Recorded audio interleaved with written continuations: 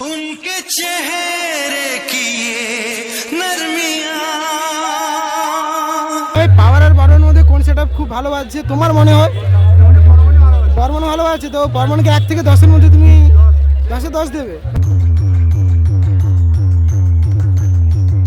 পাওয়ার ভালো লাগছে না বর্মন ভালো লেগেছে? বর্মন ভালো লেগেছে। মানে বর্মনের ফ্যান তুমি? বর্মনকে খুব ভালোবাসো।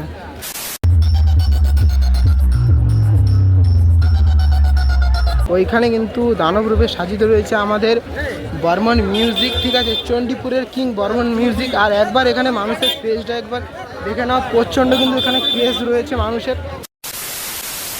সো হ্যালো বন্ধুরা, তোমরা সবাই কেমন আছো? দেন সকলে কিন্তু খুবই ভালো আছো। তো আজ আমি চলে এসেছি পশ্চিম মেদিনীপুর।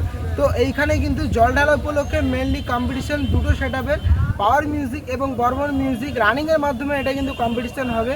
তো এখন কিন্তু আমি তোমাদের দেখাবো পাওয়ার মিউজিক এবং বর্মন মিউজিক এখানে কোন কোন মেশিন সেটআপ নিয়ে এসেছে, এখানে কোন কোন মেশিন সেটআপ ব্যবহার করছে, কে কতটা সুন্দর রূপে বাজাচ্ছে, সব আমার এই ব্লগের মাধ্যমে দেখতে পারবে বন্ধুরা। তো তোমরা ভিডিওটা কন্টিনিউ দেখো এবং ফুল এনজয় করো।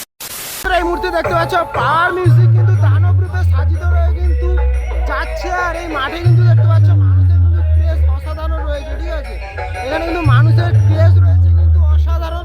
তারপর আমাদের কিন্তু পুরুষোত্তমপুর কিং কিন্তু পাওয়ার মিউজিক রয়েছে, মানে মানুষ তো থাকবেই।